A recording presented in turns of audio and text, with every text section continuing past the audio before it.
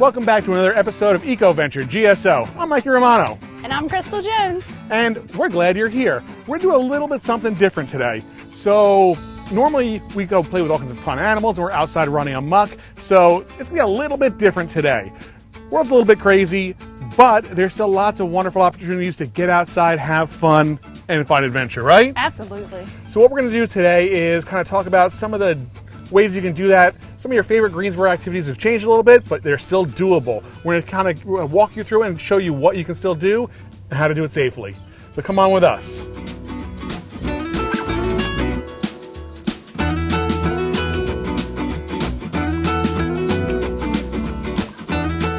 One of the best things you can do today is get outside. There are a lot of things that we can do outside, and you can practice social distancing doing them. And one of the ways that the city of Greensboro has changed is at the lakes, we have a different procedure for how we are renting our boats out. You can reserve your boat online at greensboro-nc.gov/login.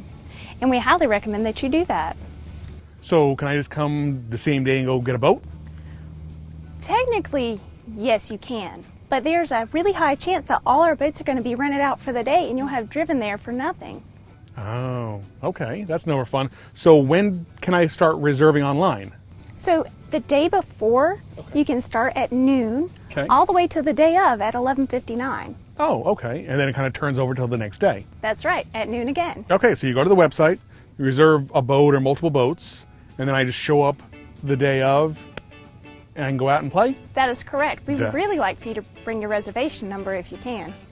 I guess I could probably do that too. It's usually on my phone or on the computer, so yeah, no worries. Okay, that sounds like pretty easy. It is. Okay, and you'll furnish me a life jacket and a paddle and all that? Absolutely. Okay, great. You know, one of the most important things to know, though, is that you can't get a boat for Saturday today. You can only get a boat starting on Friday at noon. How do they know it's not Friday right now when they're watching this? Oh, well, that's a good point. Right, okay. But you mean for multiple days away, you can't reserve it in advance. Yeah, It's only the next day. The day before. When we're talking about reserving the boats online and we want to do it the day before to make sure we get one, are they going to run out? What's going on with that? They are going to run out. Oh, okay. Sort of. What happens is the boats are only going out one time a day. Okay. Every day, and then they come back in and then they get scrubbed vigorously and are sanitized and then put up for the next day along with your paddle and your life jacket. All right, so you're basically trying to clean them as much as possible, make sure they are safe for the next person, and to ensure that they have enough time for that. That's why they're only going out once a day. That is correct. So we basically have limited boats each day, so reserving them the day before online is the best and surest way to make sure you get one. That's correct. Okay, that makes perfect sense. All right, and I can get any of the boats, like rowboats or kayaks or paddle, or even sailboats. Okay, wonderful. That sounds like that sounds great. Okay, so here's a big question for you because I try to you're already laughing at me. I try to get some of the really professional and important equipment from the store. So the big giant inflatable rubber ducky I see at Walmart, or like the big killer whale that the pool floaties. I can take that on the water, right? Well, not on our lakes. You cannot. Oh, I cannot. No, they need to be Coast Guard approved. Okay. Boats that you bring out on our lakes. So like the inflatable kayaks and paddle boards have to be multi-chambered to avoid possible sinking and that kind of thing. That is correct. But the little pool floaties or anything, no. No, and also those kind of encourage swimming, and we don't allow swimming at our lake. We don't, because those are our drinking water, right? Those are drinking water. Okay, all good things to know. Great, so people can come out, think a little in advance, and they can still come out and enjoy the lakes and be outside. Absolutely. Awesome, great, that sounds like a lot of fun. All right, you want to go look at something else? Absolutely. Okay, cool.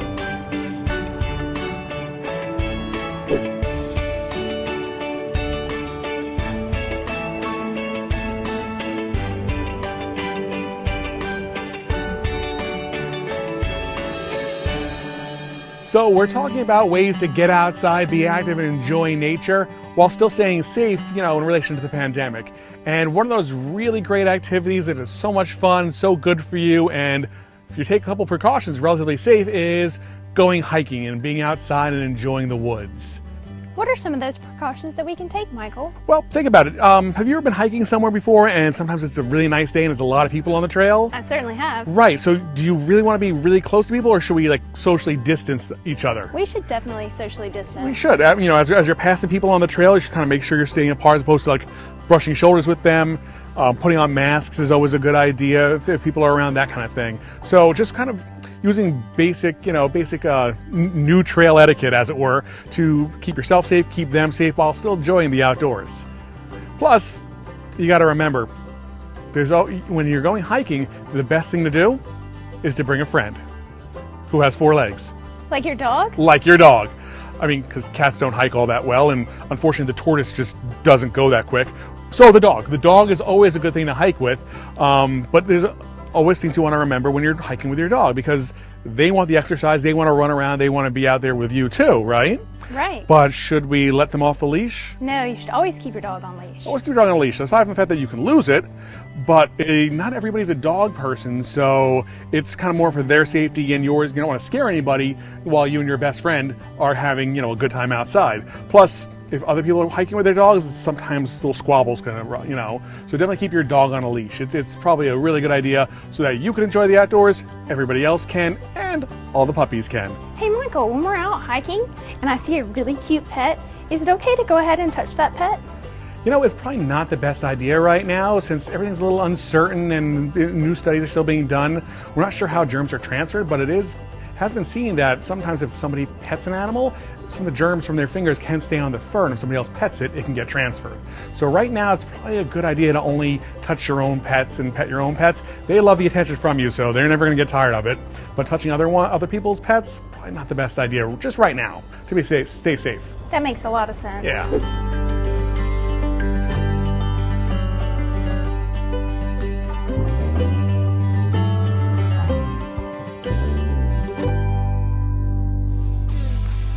While Crystal and I walk across this beautiful meadow and look for snakes, you guys take a minute, we'll be right back with you.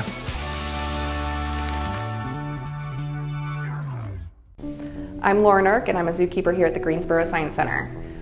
Today we are going to take one of our domestic rabbits on a walk. We have a domestic lop-eared rabbit, Timothy, who's going to get to go outside. Hi, Timmy. You ready to go again? You stay here, buddy. We're gonna take him out and put his harness on him. And I've already made sure it fits.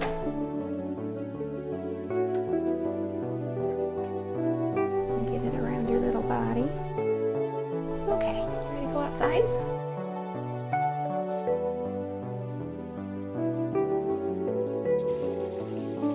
Let's come out and see the world.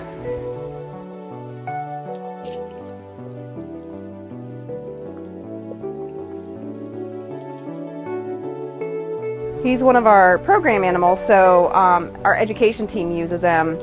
And of our 2 program bunnies, he's actually the best one to use for little kids because he's a little bigger, a little easier to pet, a little fluffier. So in the mornings they get to run around Discovery House with everybody. A lot of our small mammals get to do that. They really like things to chew on. They are not rodents, but they're lagomorphs, but they still have the teeth that have to be worn down, so they chew on a lot of things. They love food enrichment. Well, who doesn't? Their diet, they get a rabbit pellet, some veggies to chew on, and greens, but then they get free-range hay all day and all night. One nice thing is that our horticulture is pretty organic, so they don't use a lot of fertilizers or pesticides, which means when we get dandelions growing around here, we can go out. A lot of our animals like the dandelion flowers, and we can go out and pick them for some of the animals for enrichment.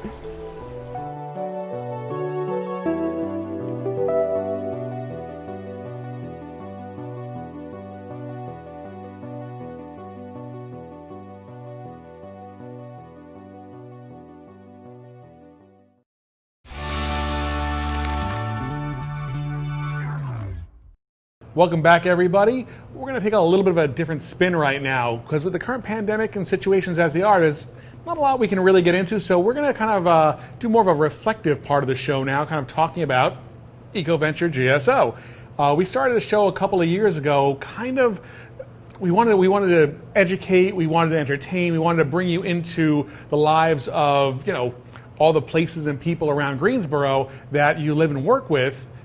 and kind of what they do and kind of show you like the natural side of things. So it's been a lot of fun. Crystal, you've been with us since the beginning. You didn't come on till on screen until the second episode, but you were there behind the scenes on the first one helping out. So how have you liked it the past couple of years? And feel free to say fib if it's going to be, negative at me, so.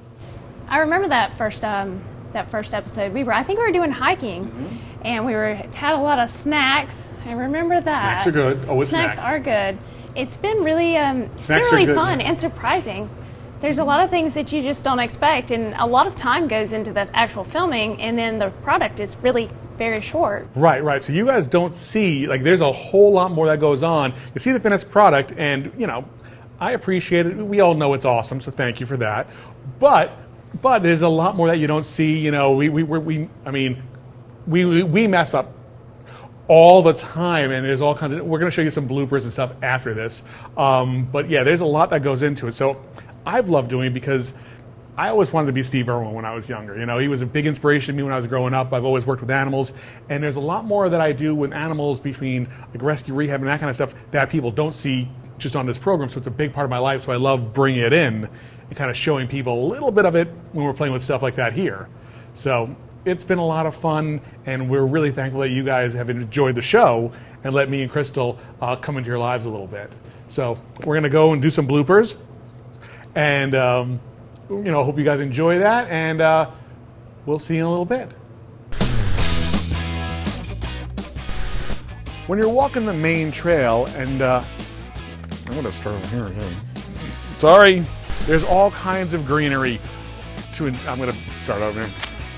Sorry. I love when it's not my fault. Forgot the last part. Say hi. Hi. There you go. Isn't she great, folks? What are you doing? Cut. Hi, beautiful. So this is an eastern king snake. But you minus the fact that they get between 8 and 12 feet long. But still better than a cat. And and my butt's dirty. Kayaks, paddleboards, sailboats, fishing boats. I went backwards, sorry. When you get to the bog garden, there's some really great information. Kristen, do you want to talk about that?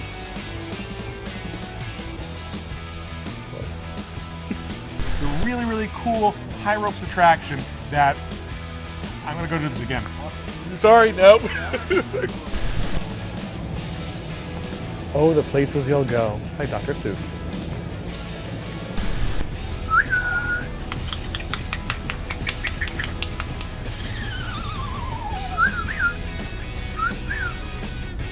Just let us know. The information is somewhere. I'm Mike Romano. As with me, I can't speak today. As with me, as always. No, that's not right at all. So we really hope you guys enjoyed the blooper reel. If you've gone ahead and blooper, the blooper reel. So we really hope that you guys enjoyed the outtakes. And what we wanted to say that with the current situation, Greensboro is unfortunately not doing a lot of in-person programming, but we're trying to do as much as we can to keep you guys happy and entertained by doing virtual programming. So if you go to the Greensboro Parks and Recreation Facebook page, every Monday I do a Mondays with Mikey, a little 10-15 minute kind of program. Wednesdays Shelly is doing Miss Shelly crafts and that kind of stuff. And there's lots of other different programs that are online. So if you watch the Greensboro Parks and Rec Facebook page, you'll see what's coming up, what they can do, how to join in. We just finished a virtual fishing tournament, which was a lot of fun. So we're going to try and keep things going as much as possible to keep bringing, all of the stuff that we like to do to all of you guys. So hope you had a wonderful time. Thanks for coming to visit us, and join us next time for another EcoVenture GSO. I'm Mikey. I'm Crystal. See you next time, guys.